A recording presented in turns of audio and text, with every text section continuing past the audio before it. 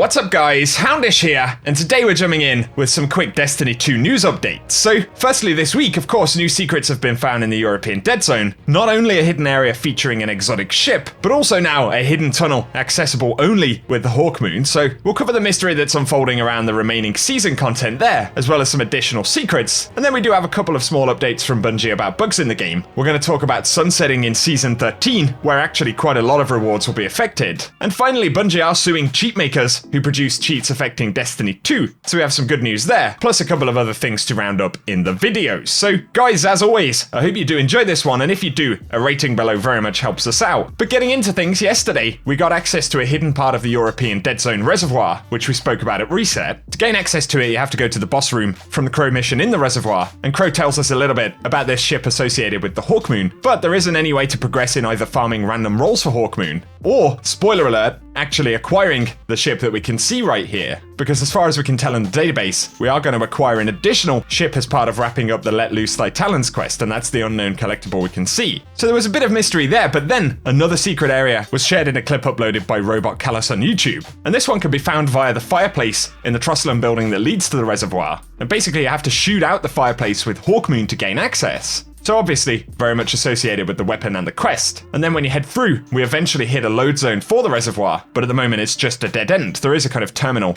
that looks like we might be able to interact with it in the future. I believe players have also glitched behind the door, but there are more sets of barriers, so quite possibly something we'll access in a mission. And again, we don't know whether Bungie are teasing us, or whether these have become accessible via a bug or are showing up early. And then of course the other possibility is that it's just an active secret in the game, and there's something that we're missing at the moment. Pretty interesting stuff either way, and of course DMG had also teased some remaining hidden triumphs for Season 12 that will almost certainly be associated with the content that we're looking at here. So as always, give us any of your thoughts on it, and if more progress is made I will be sure to keep you posted.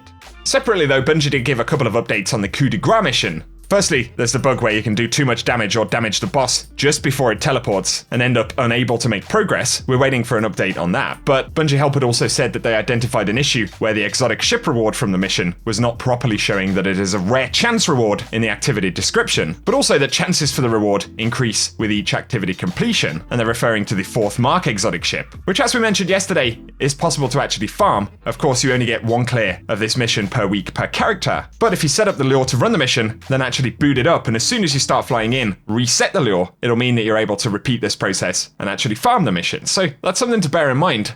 But Bungie had also said they're investigating an issue where armor rewards from the High Celebrant Hunt are dropping with lower stat values than intended. So that'll be another element that Bungie need to look at.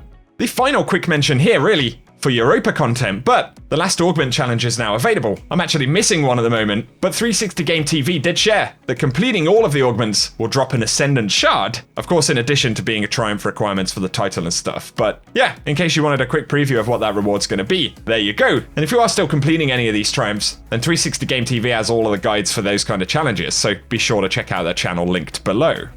Something interesting to talk about here, but with so much conversation about sunsetting, J Loco on Reddit did make a list of all of the weapons that we're going to lose to sunsetting in Season 13. And it turns out that's looking to be at least 21 Season of Dawn guns, so things like Uriel's Gift, Steel Feather Repeater, Patron of Lost Causes, Infinite Paths 8, and the Old Fashioned. Some of these of course are reprise weapons from that period of time, but also Jack Queen King 3, Breachlight, Buzzard, the Traveler's Judgment, and Last Hope, Hawthorne Shotgun, the Perfect Paradox, Python, Martyr's Retribution, Ilatha and Gallant Charge, and then the Trophy Hunter, Pyroclastic Flow, Line in the Sand, and Komodo. Of course, not all of them are the most popular weapons in the game, although there are certainly a few that'll be standouts for some players. We'd be curious to get a sense of what you guys think about that. One positive is that Bungie have announced quite a few new weapons that we're going to be seeing as part of Season 13, Adept Nightfall weapons, additional playlist options and things like that. All of that sounds good, but even from a perspective where you look at the amount of content in the game, players will be kind of curious to see whether Bungie introduce more weapons as part of a season than what they'll be taking away when they sunset those. It definitely sounds like a lot of new loot to make for one season, or of course, to reintroduce.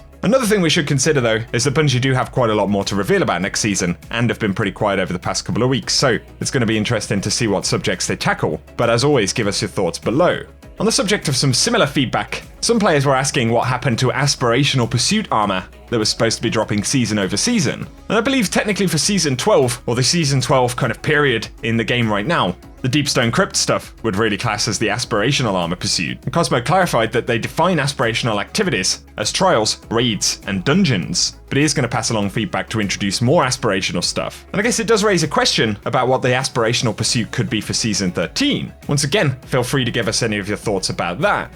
And the final thing we're going to mention right here, via an article on Polygon, but apparently both Riot Games and Bungie have put forward a lawsuit against a company called Gator Cheats, who are producing hacks for Valorant and Destiny 2, amongst a bunch of other video games. And they're alleging that Gator Cheats staff sell and distribute their cheating software through a website, but also via email, Telegram, and Discord, and the software provided is specifically designed to go undetected by Riot and Bungie's anti-cheat technology. And access to the cheating software ranges from $90 per month up to $500 for lifetime access. And lawyers allege that the company has made tens or hundreds of thousands of dollars from cheats. They also go on to say that Bungie had previously issued cease and desist notices to Gator Cheats, and the developer reportedly notified players that it would stop selling the software, but would continue to support the cheating systems for those who had already made the purchase. However, Bungie are saying that Gator Cheats is still selling the software on a private portion of their website, and Riot and Bungie are claiming that damages may amount to millions of dollars in harm caused to the companies by Gator Cheats software. So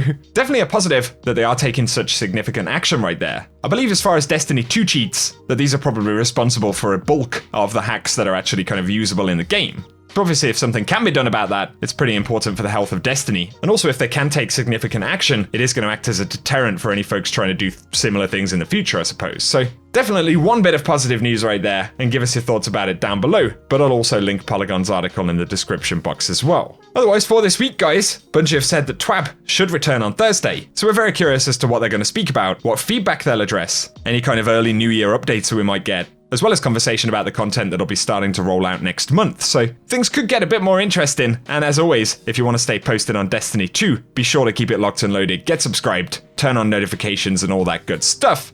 And if you have enjoyed the video, a rating below very much helps us out. But as always, guys, give us your thoughts on all of the stuff we've spoken about in the comment section. And for now, I hope you have an awesome day.